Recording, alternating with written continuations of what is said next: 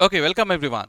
सो दोस्तों, अब हम लोग आ जाते हैं कन्वर्टेबल डिबेंचर्स की एक्सप्लेनेशन में। इसमें मैं आपको पूरा डिटेल समझाने वाला हूं, इसलिए एंड तक बने रहना।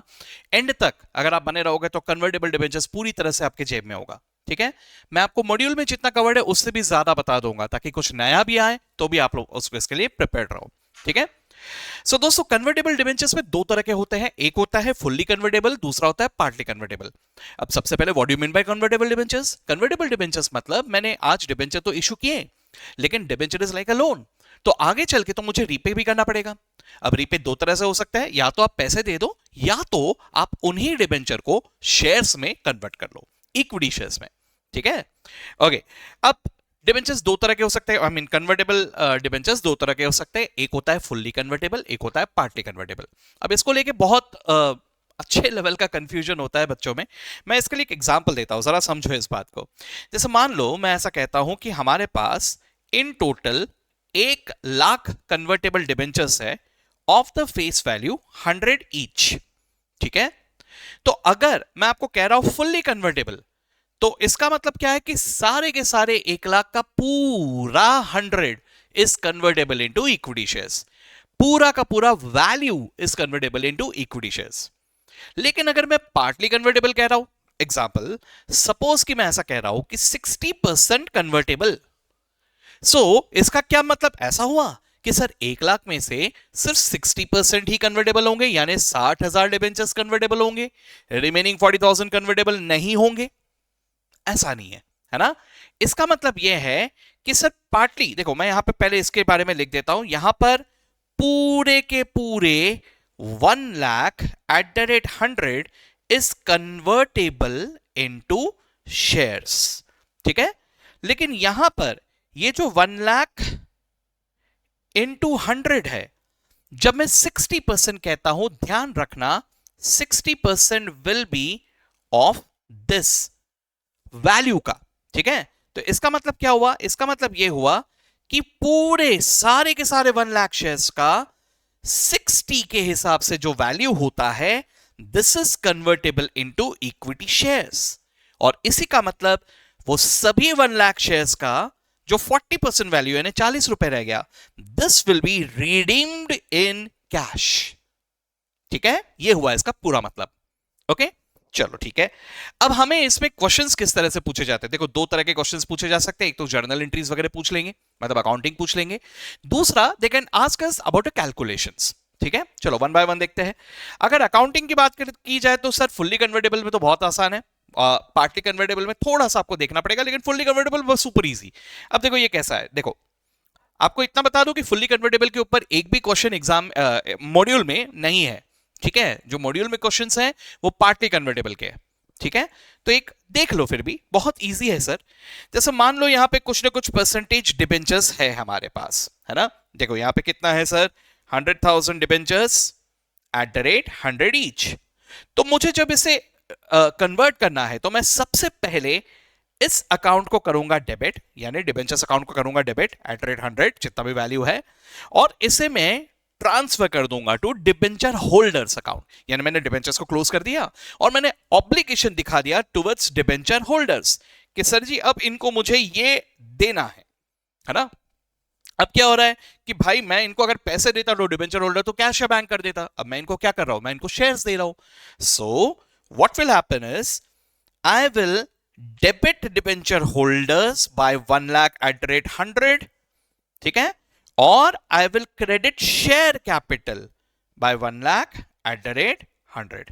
मतलब क्या किया, डिबेंचर होल्डर्स को मैंने शेयर्स दे दिए, एज सिंपल एज दैट।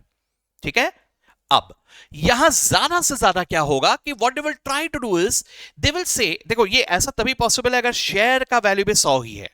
ठीक है, अब पॉसिबल है ना कि शेयर का वैल्यू 100 ना हो, है ना, शेयर का वैल्यू कुछ और हो। फेस वैल्यू कैन बी 10 से फॉर एग्जांपल, है ना। अच्छा, फेस वैल्यू तो 10 है, लेकिन issue price for the purpose of conversion can be agreed to be something different. मैं एग्जांपल देके बताता हूं आपको, देखिए क्या है। मैं सबसे पहले तो इसे मिटा देता हूं, ये मिटा देता हूं आपको। ठीक है, ओके। देखो भाई, हम लोगों को 100,000 डिबेंचर्स एट रेट 100 शेयर्स में कन्वर्ट करने हैं। ठीक है, तो अब मैं सपोज ऐसा कहता हूं, for conversion, for the purpose of conversion. मैंने इश्यू प्राइस मान के रखा है 60, ठीक है, 60 मान के रखा है, या एक काम करो 60 भी नहीं, चलो 50 ले लेते हैं, नहीं तो पॉइंट्स में आ जाएगा, है ना। चलो 50, इश्यू प्राइस इज 50, लेकिन the face value of the share is just 10। Face value पर शेयर इज 10। जरा ध्यान से, हाँ, डिबेंचर का फेस वैल्यू था 100, कन्वर्जन के लिए मैं एक शेयर 50 का मान रहा हूं, जिसमें मुझे यह भी पता है कि शेयर का फेस वैल्यू इज ओनली 10। तो सबसे पहली बात तो इतना याद रखना कि 10 के फेस वैल्यू को अगर मैं 50 में इशू कर रहा हूं, यानी प्रीमियम में इशू कर रहा हूं, ठीक है, तो यहां पे दो अकाउंट आएंगे, एक तो कैपिटल, एक प्रीमियम। और इसके लिए मुझे क्या करना होगा, सबसे पहला calculation will be number of shares, ठीक है। अब ये कैसे निकालोगे, सबसे पहले देखो अमाउंट कितना देना है, सर 100,000 इंटू 100, ठीक है, इतना पैसा मुझे देना है। अब इसको डिवाइड करो बाय 50 द इश्यू प्राइस, ठीक है। जब ऐसा करोगे तो आपको पता चल जाएगा नंबर ऑफ शेयर्स। जरा एक मिनट कैलकुलेट करके देखते हैं। सो 100,000, अरे 100,000 इंटू 100, ये हो गया इन टोटल 1 CR, है ना। तो 1 CR डिवाइडेड बाय 50 अगर करेंगे तो क्या आ रहा है, ये आ रहा है 2 लाख। तो दिस मीन्स हम लोगों ने इनको 2 लाख शेयर्स इशू करने हैं, ओके। अब ये 2 लाख शेयर्स का @10 इज कैपिटल एंड रिमेनिंग 40, 50 में इशू किया था ना, तो रिमेनिंग 40 विल बी प्रीमियम। तो इसका मतलब क्या हुआ, अब मैं यहां पर डिबेंचर होल्डर को तो क्लोज करूंगा, लेकिन यहां एक नहीं 2 अकाउंट में इसका सेकंड इफेक्ट आएगा, ठीक है। What is that, number 1 share capital. Share capital में मैंने इस बार 2 लाख शेयर्स इशू किए ऑफ 10 ईच, यानी 20 लाख रुपए will be credited to share capital. 2 lakh shares का फेस वैल्यू, और उन्हीं 2 लाख शेयर्स के जो एडिशनल 40 रुपीज मेरे पास आए हैं, this will be regarded as premium, यानी 80 lakh will be the premium, है ना। तो सर यहां पर मैं इसे क्लोज कर रहा हूं 100,000 इंटू 100, इससे तो मैं क्लोज कर रहा हूं, डिबेंचर होल्डर का क्लोज कर रहा हूं, लेकिन क्रेडिट इफेक्ट 2 अलग अलग जगह जा रहे हैं, एक कैपिटल में और एक प्रीमियम में, ठीक है। So this is basically the accounting for fully convertible debentures, ठीक है। और यहां पर मेरा ये कंप्लीट हो जाएगा, क्योंकि फुल्ली कन्वर्टेबल है ना, पूरी तरह से शेयर्स में कन्वर्ट हो रहे हैं, कुछ भी कैश नहीं दिया जा रहा, ठीक है, ओके। अब पार्टली कन्वर्टेबल में मेरा काम थोड़ा क्यों बढ़ जाएगा, क्योंकि सर शेयर्स में तो कन्वर्ट हो रहे हैं, लेकिन कैश भी तो देना है, तो सर ये दोनों चीजें मुझे यहां पे देखने होंगे। इसके अलावा जो क्वेश्चंस मॉड्यूल में दिए हुए हैं, वहां पर आप लोगों को एक और बात को लेकर घुमाया जा रहा है, और वो क्या है, देखिए, आपको कन्वर्जन का ऑप्शन दिया जाता है। मतलब हर एक पार्टली कन्वर्टेबल डिबेंचर होल्डर को यह ऑप्शन दिया जाएगा कि सर जी या तो आप अपने शेयर्स को कन्वर्ट करवा लो जैसा एग्रीड है वैसा, या आप पैसे ले लो, आपकी मर्जी, ठीक है। सो अगर हम लोगों ने ऐसा ऑप्शन दिया, some people will opt for it and some people will not opt for the conversion, तो ये चीज को मुझे क्वेश्चन में देखना पड़ेगा, अकॉर्डिंगली मुझे सॉल्व करना पड़ेगा, ठीक है। चलो एक एक करके देखते हैं। जैसे मैंने यहां पर ऐसा आपको कहा है ना, 60% कन्वर्टेबल, तो सर जी सबसे पहले ये वैल्यू निकाल लो, 60 लाख वर्थ वाले डिबेंचर्स, 7 लाख वैल्यू जिनके पास है, इनको हम लोगों ने शेयर्स में कन्वर्जन का ऑप्शन दिया हुआ है। और इसी का मतलब यह हुआ है कि 40 लाख तो भाई कैश ही देना है फॉर श्योर। कहां से आया है 40 लाख, 1 लाख इंटू 40, ये तो कैश ही देना है, ठीक है, ओके। अब बात को समझो, इन सबको हमने ऑप्शन दिया है, ये भी तो हो सकता है कि कोई ऑप्शन एक्सरसाइज ना करे, है ना। तो सपोज मैं आपको यहां पे ऐसा कहता हूं कि सर जी कितना मान ले, सपोज सिर्फ 25% लोगों ने ऑप्शन एक्सरसाइज किया, यानी इन लोगों ने कन्वर्ट करवा लिया, है ना, कन्वर्जन करवा लिया, यानी 75% लोगों ने कन्वर्जन के लिए ऑप्ट ही नहीं किया।